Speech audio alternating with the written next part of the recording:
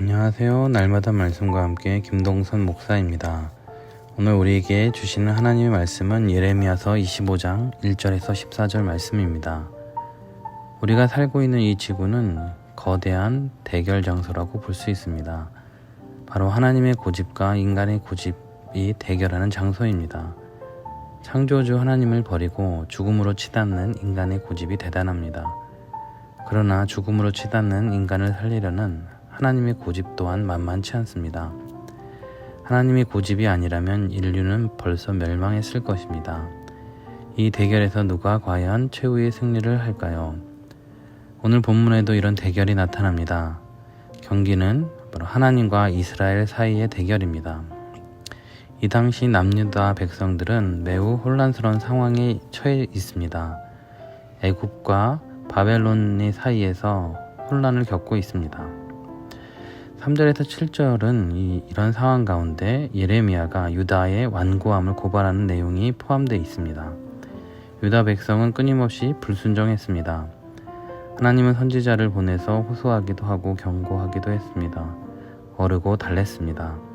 하지만 유다는 고집스럽게 말씀을 외면하고 귀를 막았습니다.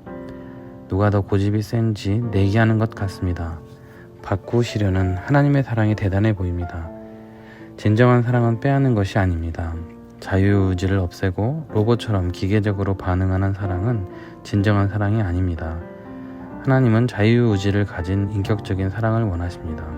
그래서 끝까지 기다리시고 포기하지 않으십니다. 그러나 백성들은 기회가 있는데도 반응을 하지 않습니다.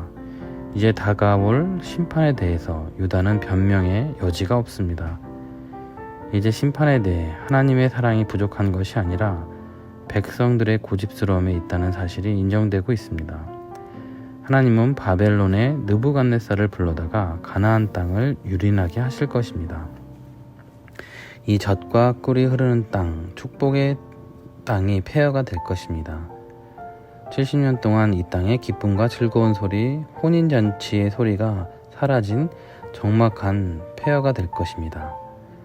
하나님을 버리고 우상을 섬긴 그들이 이제 이방의 우상과 왕을 마음대로 섬기게 하셨습니다. 세상이 종이 되는 것이 얼마나 혹독한 일인지를 몸소 경험하게 하실 것입니다. 그러나 바벨론 역시도 폐허가 되게 하실 것입니다. 여호와 하나님께서 약해서 바벨론의 신 마르둑에게 패한 것이 아님을 증명하실 것입니다. 아수르에게서 바벨론을 일으킨 것도 페르시아에게 패망하게 만드신 것도 하나님이심을 세상이 알게 될 것입니다. 열방과 통치자들을 하나님께서 도구로 사용하십니다. 그러나 그렇다고 해서 열방과 통치자들의 악행에 대해서 눈 감지 않으실 것입니다. 이 말씀이 이루어진다면 이스라엘을 향한 회복의 약속의 말씀도 이루어지는 것을 보게 될 것입니다.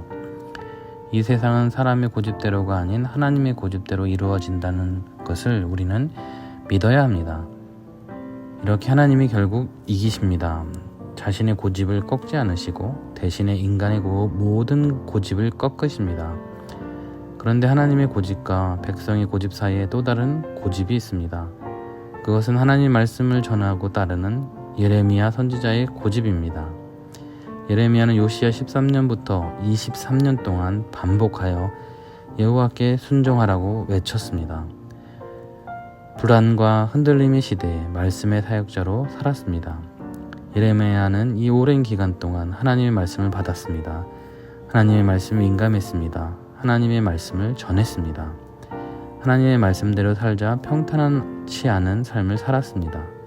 옥에 갇히기도 하고 동족들에게 욕을 먹고 진흙구덩이에 갇혀 죽을 뻔하기도 하였습니다. 바벨론에게 항복하면 잘 살았을지 모르겠습니다. 그러나 그는 애굽으로 끌려가서 죽었습니다. 그러나 그가 예언하고 기록한 말씀이 오늘 우리에게 남아 있습니다. 하나님이 그의 말이 참임을 증명하셨습니다. 13절입니다. 곧 예레미야가 모든 민족에 향하여 예언하고 이차게 기록한 나의 모든 말을 그 땅에 임하게 할 것이다. 하나님은 예레미야가 옳았음을 드러내셨습니다. 사랑하는 성도 여러분, 이런 예레미야의 고집스러움을 우리도 닮아야 하겠습니다. 우리도 세상을 구원하시려는 하나님과 하나님으로부터 멀어지는 사람들 사이에 서 있습니다. 믿지 않는 가족과 친척들 사이에, 직장 동료와 친척들 사이에 우리는 그들을 구원하시려는 하나님의 고집을, 하나님의 열정을 그들에게 전해야 할 것입니다. 하나님 말씀을 전해 줘야 할 것입니다. 10년, 20년, 30년이 걸릴 수도 있습니다. 그러나 사람의 고집이 아니라 하나님의 고집이 승리하실 것입니다. 그리고 하나님의 말씀에 대한 우리의 고집이 그 약속의 땅, 가나안 땅을 바라보게 하실 것입니다. 기도하시겠습니다. 하나님 아버지, 심판을 통해서라도 이스라엘을 회복시키려는 하나님의 고집 때문에 이스라엘에게 소망이 있음을 고백합니다. 멸망의 책임은 하나님의 사랑이 부족이 아닌 반응하지 않는 우리의 고집에 있음을 또한 알게 하신 것을 감사합니다. 심판의 말씀이 성취되었다면 회복의 말씀도 성취될 것임을 믿습니다. 하나님, 이 하나님의 말씀에 고집스러운 자들이 되게 하옵소서. 시간과 상황과 관계없이 고집스럽게 따르며 신뢰하며 전하는 하나님의 백성으로 가정에서, 직장에서, 학교에서, 교회에서 살게 하옵소서.